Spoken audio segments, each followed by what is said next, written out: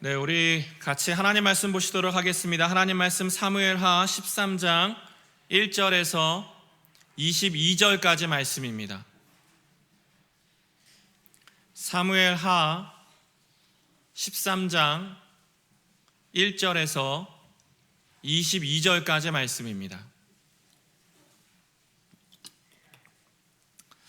사무엘하 13장 1절에서 22절, 조금 긴 말씀이니까요, 제가 한 절, 여러분이 한 절, 한 절 교독하도록 하겠습니다. 그 후에 이 일이 있으니라. 다윗의 아들 압살롬에게 아름다운 누이가 있으니 이름은 다말이라. 다윗의 다른 아들 암논이 그를 사랑하나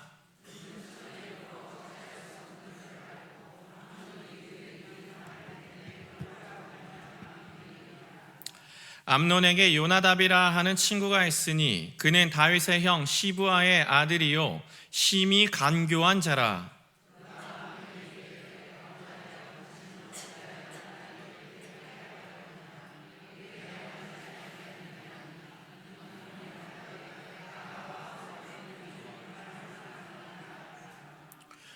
요나답이 그에게 이르되 침상에 누워 병든 채 하다가 내 아버지가 너를 보러 오거든 너는 그에게 말하기를 원하건대 내 누이 다말이 와서 내게 떡을 먹이되 내가 보는 데에서 떡을 차려 그의 손으로 먹여주게 하옵소서 하라 하니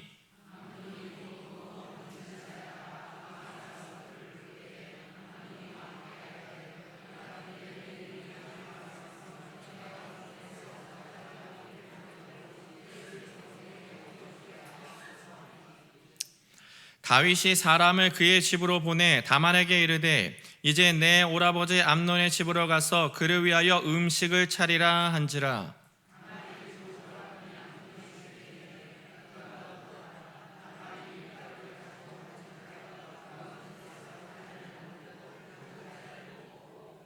그 냄비를 가져다가 그 앞에 쏟아 놓아도 암논이 먹기를 거절하고 암논이 이르되 모든 사람을 내게서 나가게 하라 하니 다 그를 떠나 나가니라.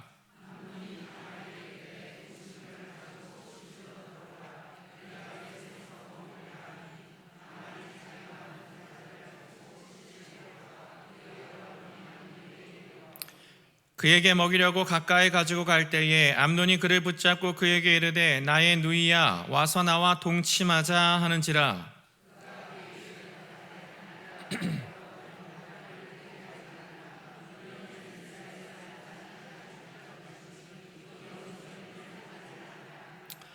내가 이 수치를 지니고 어디로 가겠느냐? 너도 이스라엘에서 어리석은 자 중에 하나가 되리라. 이제 청하건대 왕께 말하라. 그가 나를 내게 주기를 거절하지 아니하시리라 하되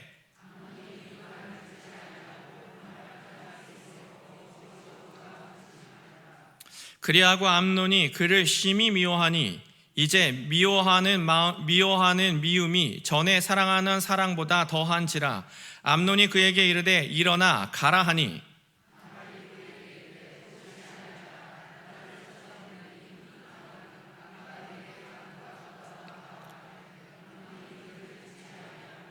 그가 부리는 종을 불러 이르되 이 계집을 내게서 이제 내보내고 곧 문빗장을 지르라 하니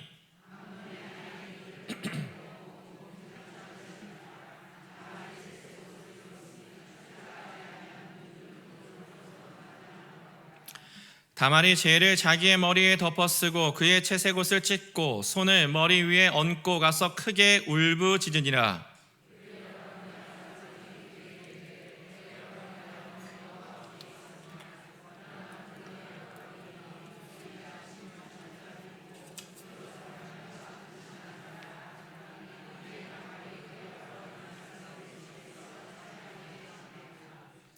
우리 21절과 22절 같이 읽습니다. 시작. 다윗 왕이 이 모든 일을 듣고 심히 노하니라. 압살롬은 암논이 그의 누이 다말을 욕되게 하였으므로 그를 미워하여 암논에 대하여 잘잘못을 압살롬이 말하지 아니하니라. 아멘. 저는 오늘 사무엘하 13장 1절에서 22절까지 말씀을 가지고 복음으로 소통하라라는 제목으로 하나님 말씀 나누도록 하겠습니다. 만나교회의 김병산 목사님이 쓰신 그 일상의 결정들이라는 책에 보면 이 김병산 목사님이 자신의 부끄러웠던 한 일화를 솔직하게 털어놓는 그런 에피소드가 하나 있습니다. 그러니까 오래전 교회 사무실로 전화가 한 통 왔대요. 받아봤더니 그 당시에 얼짱복서, 그러니까 여자 이 권투 선수 중에 최신희라는 이 권투 선수가 전화로 기도 요청을 하더랍니다.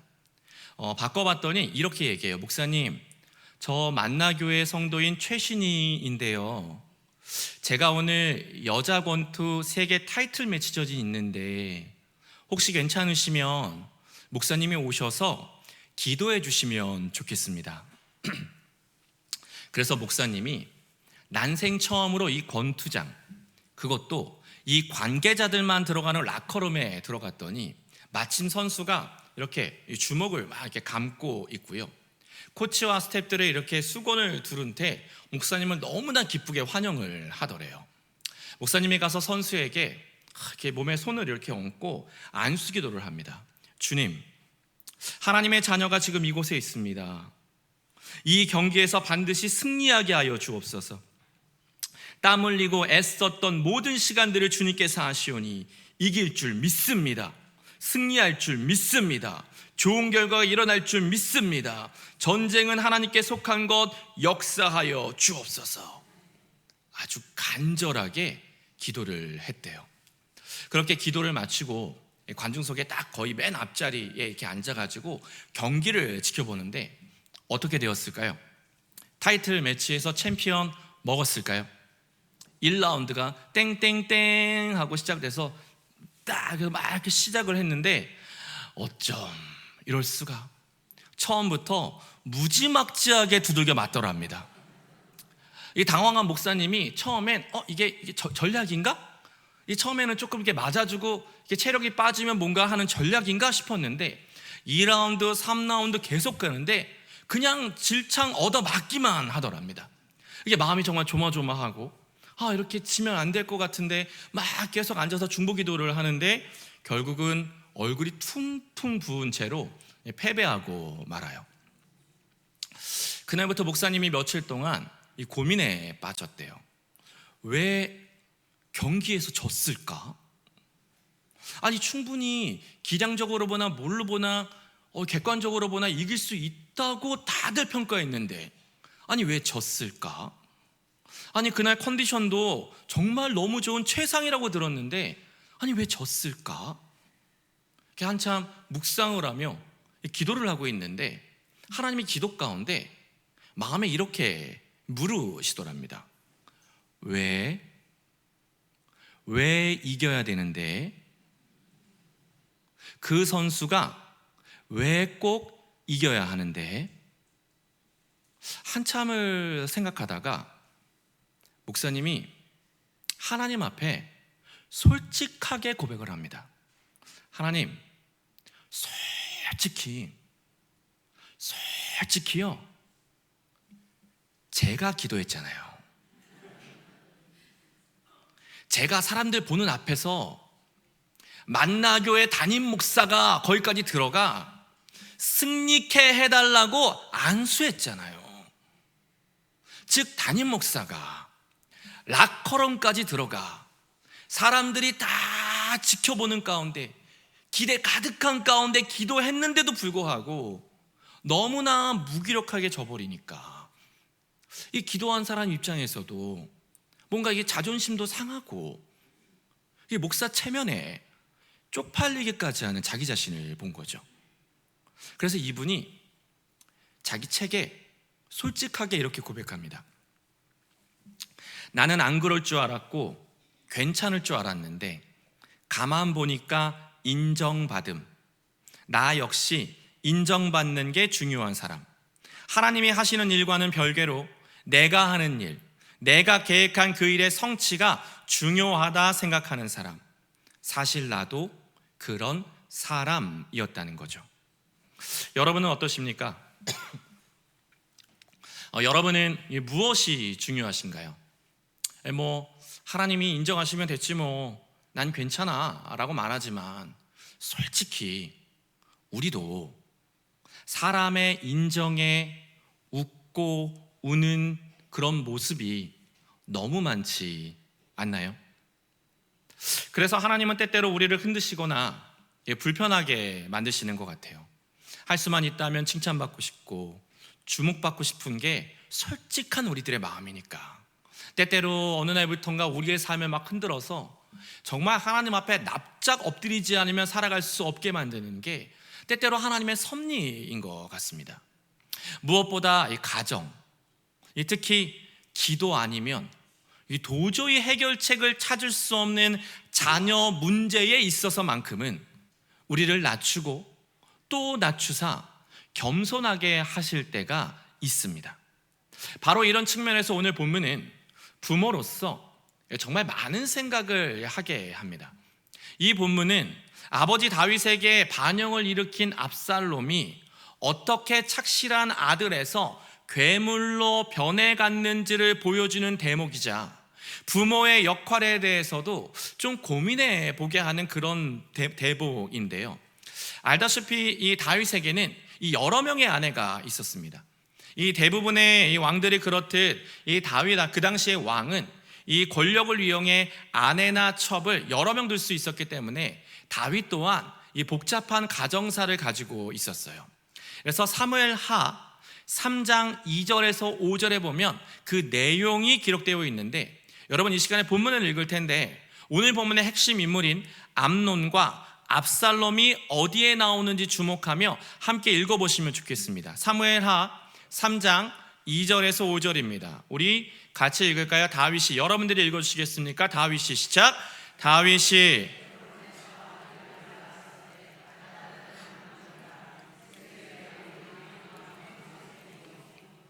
둘째는 길르암이라 갈멜 사람 나발의 아내였던 아비가일의 소생이요 셋째는 압살롬이라 그스왕 달메의 딸 마아가의 아들이요 넷째는 아도니아라 학깃의 아들이요 다섯째는 스바다라 아비달의 아들이요 여섯째는 이드르암이라 다윗의 아내 에글라의 소생이니 이들은 다윗이 헤브론에서 낳은 자들이로라. 다윗의 아내는 사울의 딸인 미갈, 그리고 뭔가 이렇게 불순한 사건으로 얻은 이 아내 바세바까지 총 8명이 있었습니다. 즉 2절에 나오는 첫째 아들 암논과 3절에 나오는 셋째 아들 압살롬은 아버지는 같지만 어머니는 다른 이복 형제였다는 거죠. 다시 말해 차기 왕권을 놓고 어려서부터 보이지 않는 신경전을 치를 수밖에 없었던 게 그 당시 왕자들의 운명이에요.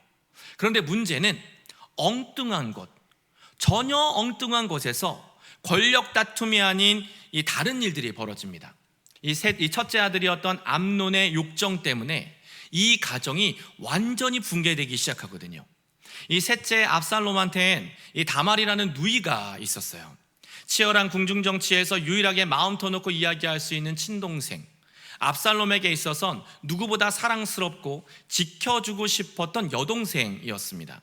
무엇보다 다말은 미모가 너무나도 출중해서 남자들의 마음을 설레게 했는데 얼마나 이뻤는지 첫째 아들이었던 암논이 이복 동생 다말을 짝사랑해서 알아누워 병까지 얻을 정도였어요. 이 본문 13장 1절에서 2절, 자, 그 장면이 나오는데 자, 우리 다 아시겠지만 한 번 더 같이 한번 읽어보겠습니다. 1절에서 2절입니다. 시작. 그 후에 이 일이 있으니라 아름다운 누이가 있으니 이름은 다말이라 다윗의 아들 암논이 그를 사랑하나 그는 처녀이므로 어찌할 수 없는 줄을 알고 암논이 그의 누이 다말 때문에 우라로 말미암아 병이 되니라. 암논이 다말을 너무 짝사랑해서 병에 걸릴 정도였다는 거죠. 그래서 시름시름 고민하고 있는 아파하는 이 암논에게 누가 다가왔느냐? 요나답이라고 하는 친구가 다가와 이렇게 말합니다. 야, 뭐가 걱정이야? 아니 왜 남자가 여자 하나를 어떻게 하지 못해서 널브러져 있어? 응?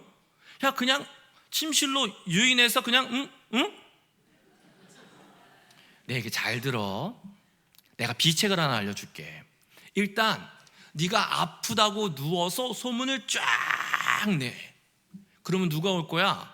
장자가 아픈데 아버지 다윗이 병문안으로 올 거 아니야. 그러면 아버지 다윗에게 한 가지 소원이 있다고 부탁을 해. 다말이 병문안으로 오면 내가 나을 것 같다고. 그렇게, 응? 방에 둘만 있으면, 응? 그러면, 응? 게임 끝이지. 그렇게 암논이 다말을 강제로 욕보입니다. 잘못된 욕정이 이 남매 사이에 엄청난 사건을 만든 거죠. 그런데 더 화가 나는 건 다말을 범한 뒤에 이 암논이 보여주었던 이 사이코패스 같은 어떤 행동이에요. 이 암논이 너무나 이상한 행동을 하나 하는데, 자 14절에서 18절, 자 한번 같이 한번 읽을까요? 14절에서 18절 말씀입니다. 암논이 어떤 행동을 했는지, 자 우리 너무 열받아 하지 마시면서 한번 같이 한번 읽겠습니다. 시작. 암논이 그 말을 듣지 아니하고 다말보다 힘이 셈으로 억지로 그와 동침하니라.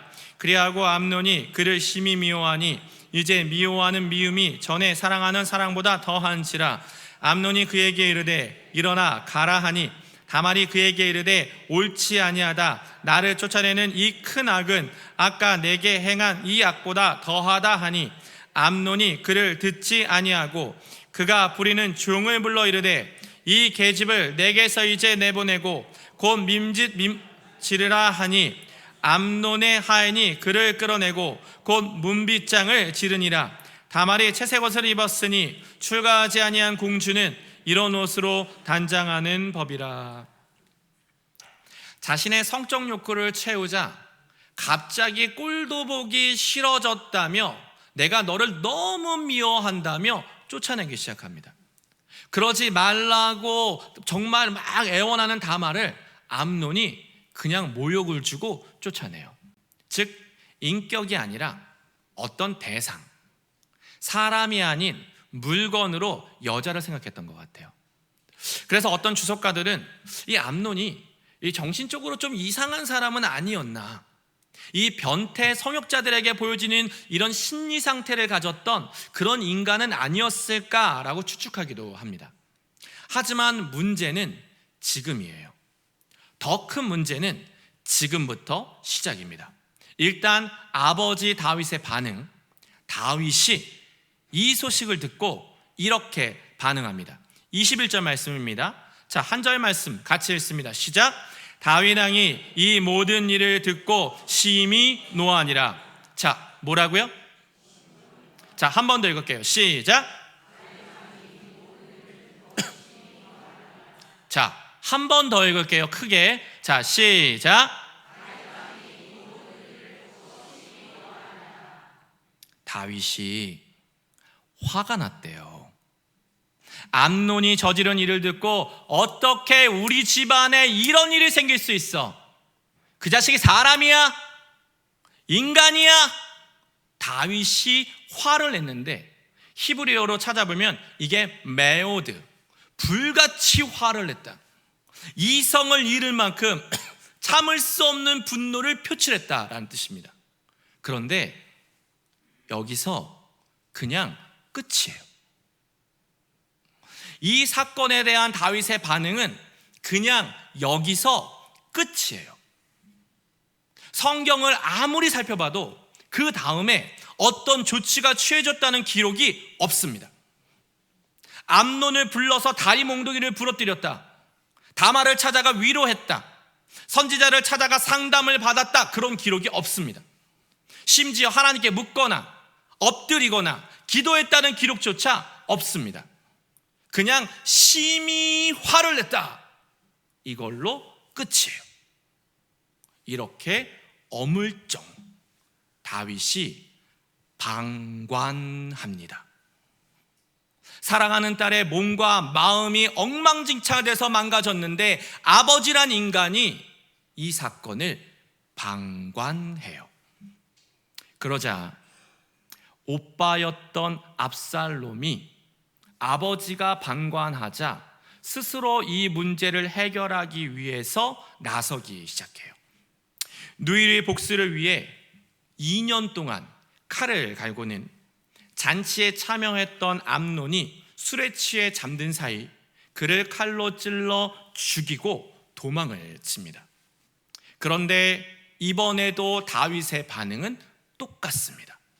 옷을 찢을 만큼 슬퍼하고 화가 났으나 또 그냥 그렇게 방관하고 말아요. 그래서 이상해요.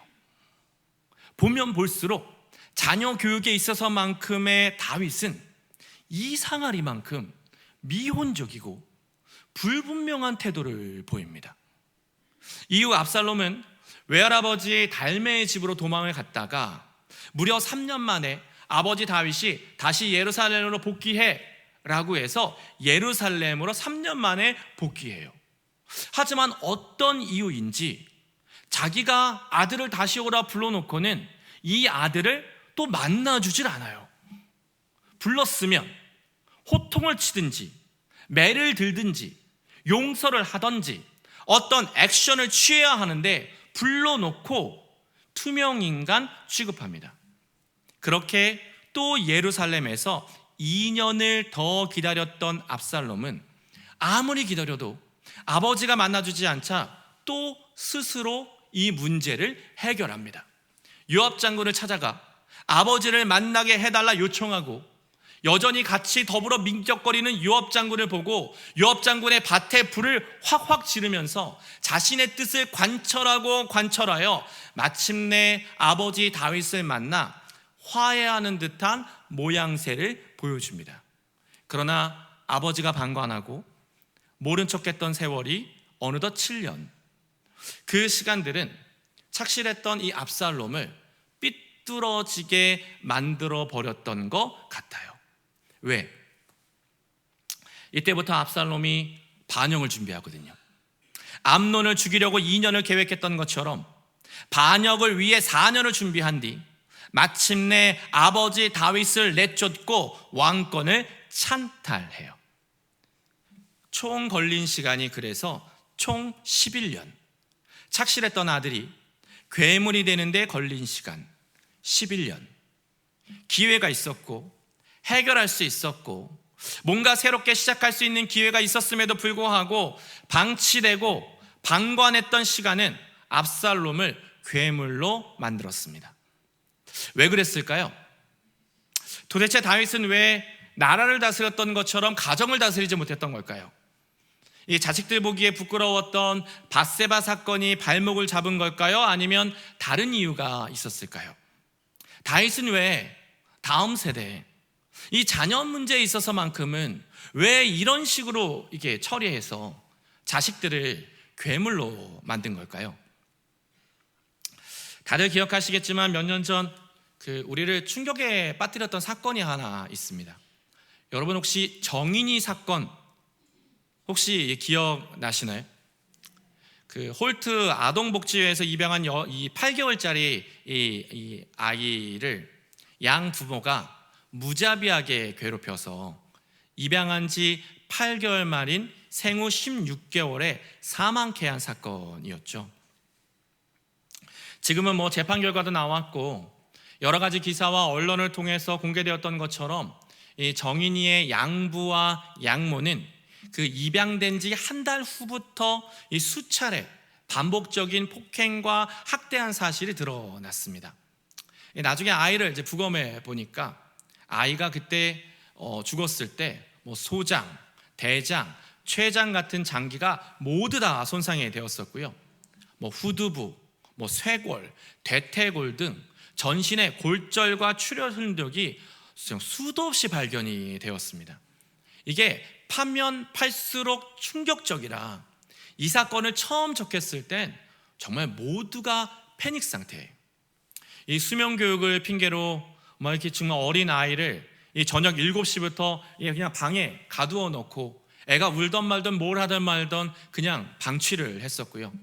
이게 이유식을 주는데 이유식이 뜨거우면 보통 어떻게 하나요? 불어서 먹이잖아요. 뜨거운지 안 뜨거운지 입술에 대보고 최대한 아이들 뜨겁지 않게 이유식을 먹이는데 이 엄마 그냥 떠서 아이의 입에 아이의 입천장이 다 까지는 거죠. 그리고 어느 날은 그냥 자기들 마음 편히 밥 먹겠다고 그냥 이 아이를 그냥 차에 넣고 주차장에서 3시간 동안 방치한 채 자기가 낳은 첫째 아이는 있으니까 첫째 아이만 데리고 가서 3시간 동안 자기들끼리 밥을 먹고 나와요. 죽기 직전에 이 마지막으로 왔던 이 어린이집 CCTV를 보면요, 이 그날 이제 그 전날부터 이 아이가 내장이 다 터져 있어서인지 아이가 어린이집에서 정말 한 끼도 먹지 않고 걷지도 않고 하루 종일 쉬어도 하지 않은 채 그냥 선생님에게 안겨만 있었대요. 아무튼 그날 4시 30분에 이 어린이집에 이 엄마가 왔는데 정인이는 그냥 그대로 두고 자기가 낳은 친자식만 데리고 먼저 집에 갑니다. 그리고 1시간 후인 5시 30분에 아빠가 이제 와서 입양한 딸 정인이를 이렇게 데리고 가는데 선생님이 이 양부에게 얘기를 하는 거예요. 아버님 정인이가 많이 아픈 것 같아요. 오늘 하루 종일 먹지도 않고 쉬어도 하지 않아서 기저귀도 한 번도 안 갈고 이게 뭔가 애가 걷거나 기지도 않고 안겨만 있는 게 애가 너무 많이 아픈 것 같아요. 아버님 꼭 늦지 말고 병원에 가보셨으면 좋겠어요.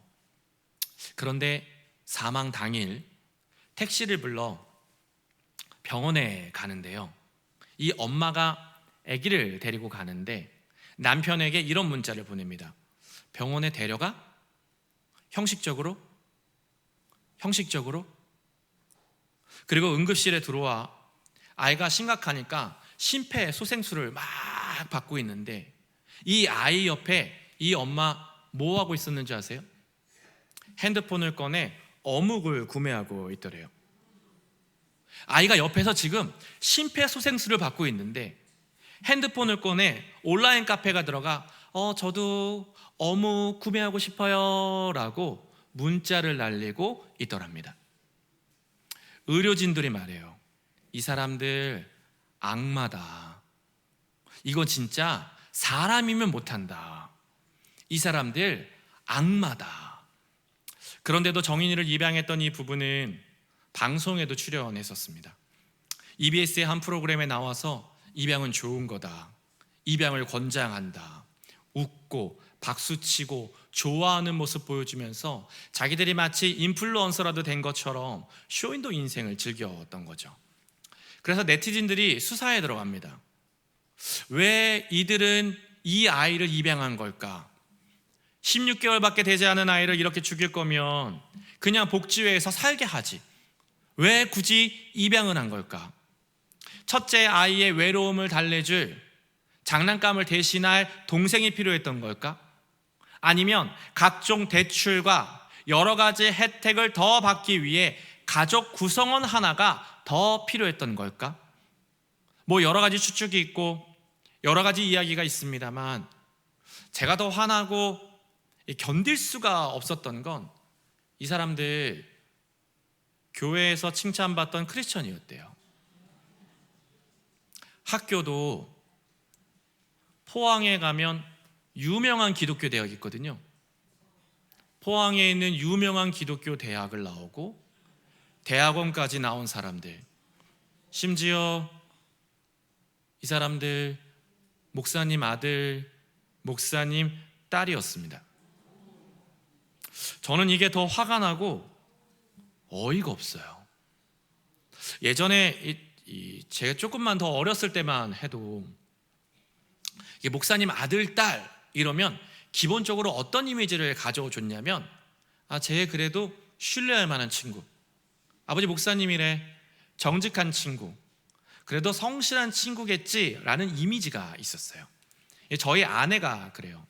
저희 아내가 20대 때 이제 아르바이트를 안 한 거 없이 정말 아르바이트를 정말 많이 했는데 그때 면접을 보거나 거기서 일을 할 때 우리 아빠 목사님, 우리 아빠 개척교회, 저는 거기서 찬양도 인도하고 청소도 하고 주일마다 주일학교 교사도 해요 이러면 교회를 안 다니는 사람들도 자기한테 호의를 베풀거나 덕을 받음 덕을 받지 손해본 게 없었대요.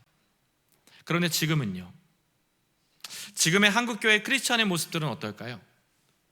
이 정인이 사건은 둘째치고 지금의 한국교회 우리들의 모습은 어떨까요?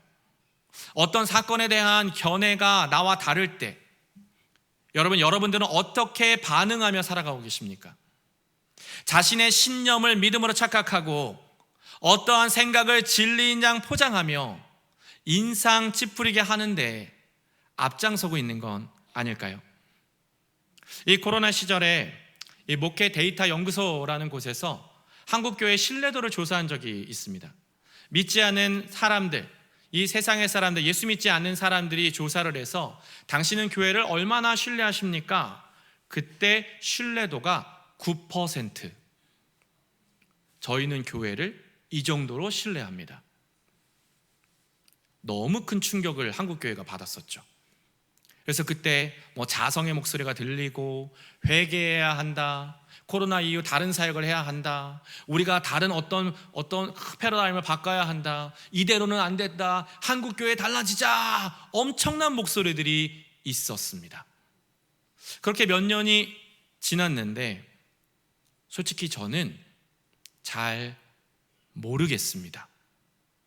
지금 통계조사하면 다른 결과가 나올까요? 저는 별반 다르지 않을 것 같아요. 즉 전도하고 구제하고 이웃 사랑하는 게 교회의 소명인데 정작 그 교회를 바라보는 세상의 시선은 너무나 그 교회가 부끄럽고 차갑고 냉소적이에요. 이게 진짜 어떻게 해야 다음 세대를 일으킬 수 있나? 이게 진짜 어떻게 해야 새로운 부흥을 일으킬 수 있나? 대안이 정말 있기는 한 건가? 자괴감마저 듭니다. 어떻게 해야 될까요? 회복의 방법이 있기는 할까요? 무엇보다 2025년에 부름받고 세움받고 보냄받은 그리스도인으로 살자. 우리 도봉교회는 명목상의 크리스천이 아니라 진짜 그리스도인으로 살자는 비전까지 선포된 저와 여러분은 어떻게 살아야 할까요? 담임 목사님께서 송구영신 예배 때 선포하셨던 것처럼 그리스도인, 이 그리스도인이라는 호칭은 사도행전 11장에 나오는 안디옥 교회에서부터 시작이 됩니다. 이 그리스도인, 작은 예수, 예수를 따르는 추종자, 이 되게 좋은 의미예요. 하지만 여러분, 이 호칭이 처음부터 좋은 표현은 아니었습니다. 원래 초대교회 때 이 호칭은요, 그리스도인들을 비아냥거릴 때 쓰는 표현이었대요. 쟤네 그리스도인이래. 그리스도인이 뭐야? 거 있잖아, 십자가에 달려 죽은 사형수를 이렇게 믿는 그 덜 떨어진 인간들, 이 죽은 사람이 3일 만에 살아났다고 맹신하는 인간들, 목수였던 청년이 사실은 하나님의 아들이었다고 선언하는 정신 나간 녀석들, 그들이 그리스도인.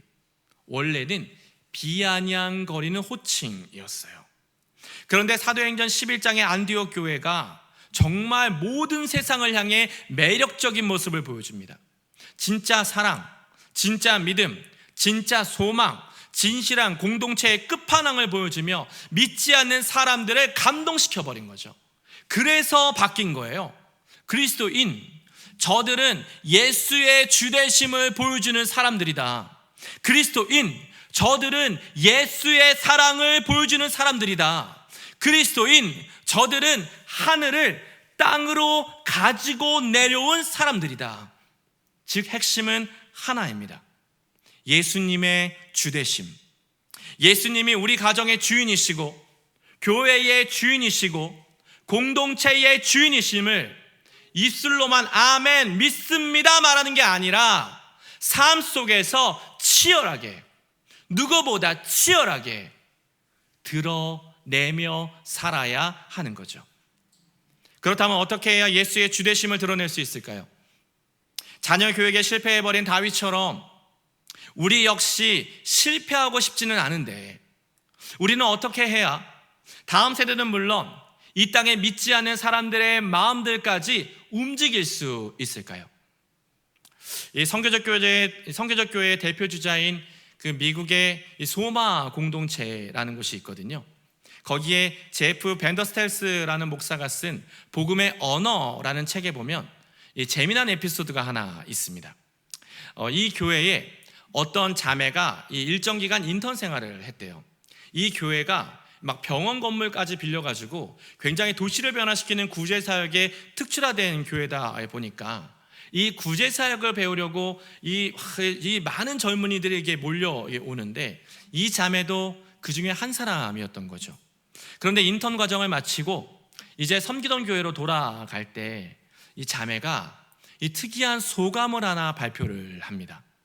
제가 이 책의 일부를 발췌해서 읽어드릴 테니까 자, 여러분 들어보세요. 수년 전 여름 어느 젊은 여성이 대학교 인턴 요건을 충족하기 위해 우리 교회에서 일하게 되었다. 인턴 과정이 끝날 무렵 우리 리더십 팀은 그녀를 위해 축하 파티를 열었다. 우리는 그녀에게 인턴을 하면서 가장 좋았던 것은 무엇이고 기대와 달랐던 점은 무엇이었냐고 소감을 물었다. 잠시 생각한 후에 그녀가 말했다. 조금 이상하게 들릴 수 있겠지만 여러분이 예수님 이야기를 하는 게 가장 놀라웠습니다. 물론 우리 모두는 그리스도인이고 예수님이 중심 되신다는 것을 압니다. 그런데 여기 계신 분들은 정말 하나같이 예수님 이야기만 하셨어요. 매일, 매주, 회의 때마다, 모든 상황마다 예수님 이야기만 하셨어요. 처음에는 다들 이상한 사람인 줄 알았어요. 예수님 이야기를 이렇게나 많이 한다고? 이거 좀 오바 아닌가? 너무 심한 거 아닌가? 가식 아닌가? 그러다 혹시 내가 이상한 건 아닌지 생각하게 되었어요. 나는 정말 예수님을 알고 예수님을 사랑하는지 돌아보게 되었어요. 그렇다고 오해하진 하지 마세요. 제가 다니는 교회가 예수님에 대해 이야기하지 않는다는 말은 아닙니다. 다만 새생명 축제 같은 전도 주일에만 그분을 이야기합니다. 대부분의 설교 말씀은 우리가 무엇을 하고 어떻게 변해야 하는지에 대한 가르침, 효율적인 시간 활용을 위한 3가지 팁, 교회를 섬기기 위한 5가지 원칙, 기도가 저절로 응답되는 7가지 특별 법칙, 주로 이래요. 매주 강단에서 예수님 이야기를 듣지 못해요. 물론 교회 사람들도 예수님 이야기를 잘 하지 않습니다. 솔직히 말하면 여러분과 사역하는 동안 제가 정말 구원받았나 의심했습니다. 정확히 어떻게 표현해야 할지 모르지만 이번 여름을 이곳에서 보내며 처음으로 예수님을 제대로 알고 사랑하게 된 것 같아요. 여러분과 함께 있는 동안에는 예수님에 대해 듣지 않을 수가 없었으니까. 설교를 마무리하면서 여러분께 묻습니다. 여러분은 예수님에 대해 이야기하고 계십니까? 우리 가정은 예수님에 대해 누구보다 기쁘고 열정적으로 이야기하고 있을까요? 아니, 우리의 나눔, 우리의 교제는 무엇을 먹고 마시고 다녀왔다 등의 일상을 넘어서 예수 그리스도, 그분을 만난 이야기, 그분의 음성 들은 이야기, 그분의 말씀 들은 이야기, 그분과 동행했던 이야기로 사실은 가득 차야 하지 않을까요? 그래야 복음으로 아이들을 가르치고, 복음으로 부부가 하나 되고, 복음으로 우리가 이 어려운 시기를 함께 이겨 하나님의 나라, 그분의 뜻을 드러낼 수 있지 않을까요? 여러분, 우리는 예수님을 믿습니다. 예수의 주되심을 믿습니다. 우리 교회는, 공동체는, 우리 가정은 예수님이 내 인생에 가장 중요하고 사랑하는 분임을 믿습니다.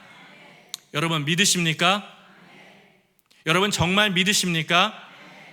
그렇다면 여러분, 그 예수가 여러분의 이야기, 여러분의 일상, 여러분의 지역과 구역, 각종 모든 모임의 중심은 물론 가정에서, 부부간에, 자녀들과 함께 나눌 최고의 중심 소재가 되게 하셨으면 좋겠습니다.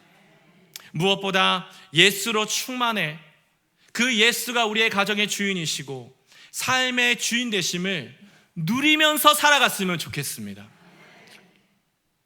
그럴 때 우리가 하나님의 나라, 길과 진리와 생명 되시는 예수를 누리며 다음 세대와 복음으로 소통하는 저와 여러분 되시기를 주님의 이름으로 축원드립니다.